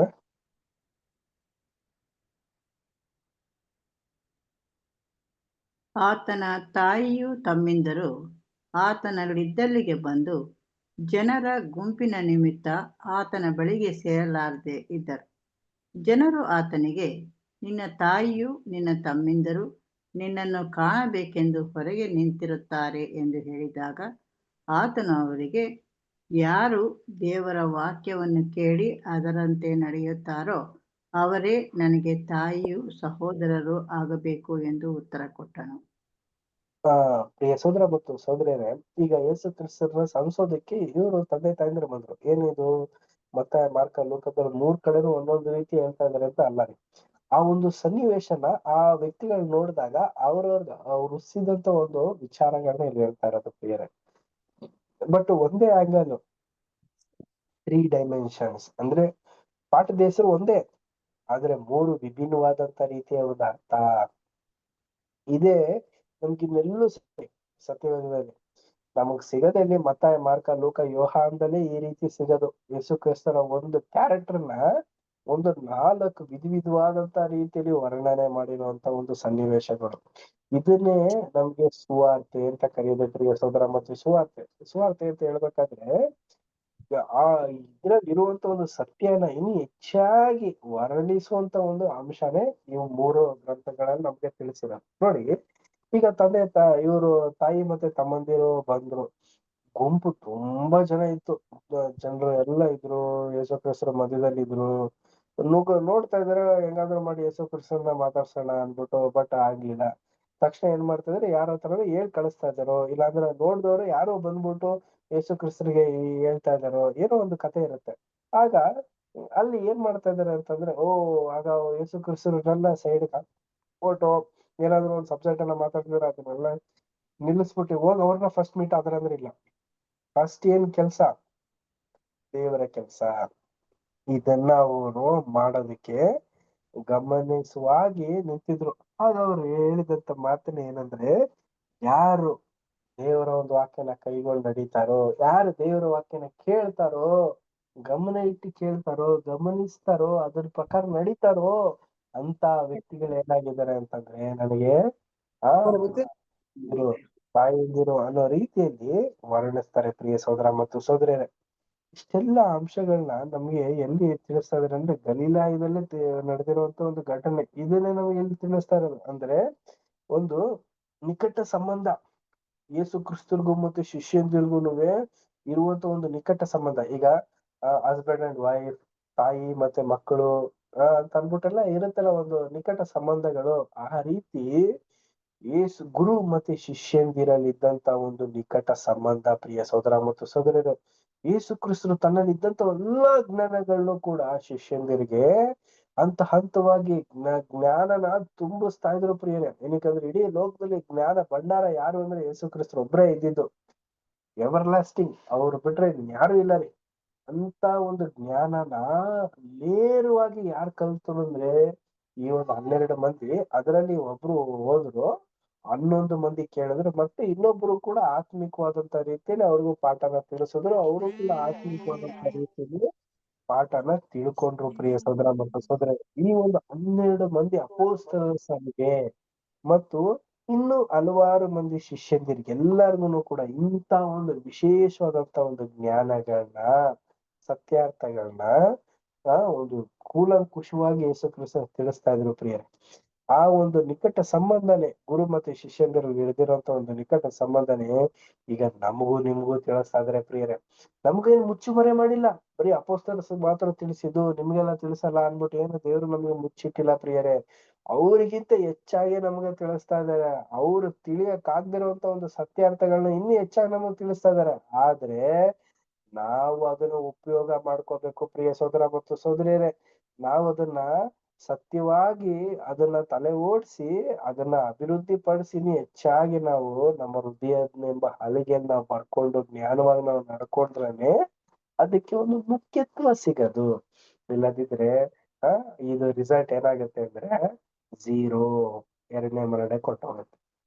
ದೇವ್ರ ಈ ವಾಕ್ಯಗಳನ್ನ ಆಶೀರ್ವದಿಸ್ಲಿ. ಇವತ್ತಿಗೆ ಒಂದು ಮಾತಿನ ಒಂದು ಪಾಠ ಮುಗಿಯುತ್ತೆ. ಮುಂದಿನ ಒಂದು ವಾರದಲ್ಲಿ ಈಗ ನಾವು ಓದಿದ್ವಲ್ಲ, ಗಲಿಲಾಯದಲ್ಲಿ ನಡೆದಿರುವಂತ ಒಂದು ಘಟನೆ, ಮತ್ತಾಯ, ಮಾರ್ಕ, ಲೂಕ ಅದ್ರಲ್ಲಿ ನಡೆದಿರುವಂತ ಒಂದು ಘಟನೆಗಳ ಬಗ್ಗೆ ನಮ್ಗೆ ಇನ್ನು ಹೆಚ್ಚಾಗಿ ನಮ್ಗೆ ರೀಪ್ರಿಂಟ್ 943ರಲ್ಲಿ ಇರ್ದಿರುವಂತ ಒಂದು ಪಾಠನ ಮುಂದಿನ ವಾರ ನಾವು ಸ್ಟಡಿ ಮಾಡೋಣ. ಅದ್ರಲ್ಲೂ ಕೂಡ ಇನ್ನು ಲೂಪ್ ಹೋಲ್ಸ್ಗಳು, ಇನ್ನು ಜ್ಞಾನ, ಇನ್ನು ಸತ್ಯಾರ್ಥಗಳನ್ನೆಲ್ಲ ನಮಗೆ ತಿಳಿಸ್ತಾರೆ. ಅದನ್ನು ಕೂಡ ತಿಳ್ಕೊಳ್ಳುತ್ತಾರೆ. ಬೇರೆ ವಾಕ್ಯಗಳನ್ನ ಆಶೀರ್ವದಿಸ್ಲಿ. ಮೊದಲನೇದಾಗಿ ಒಂದು ಪ್ರಾರ್ಥನೆ ಮಾಡಿ ಈ ಒಂದು ಕೂಟ ನಾವು ಅಂತ್ಯ ಮಾಡೋಣ. ಕೊನೆ ಪ್ರಾರ್ಥನೆಯನ್ನ ಸೋದರ ಅಂತ ರವಿ ಬ್ರದರ್ ಮಾಡ್ಬೇಕಾ ಕೇಳ್ಕೊಳ್ತೇನೆ. ರವಿ ಬ್ರದರ್ ಒಂದು ಎಂಡಿಂಗ್ ಪ್ರೇ ಮಾಡ್ತೀರಾ? ಓಕೆ ಬ್ರದರ್, ಮಾಡ್ತೀನಿ.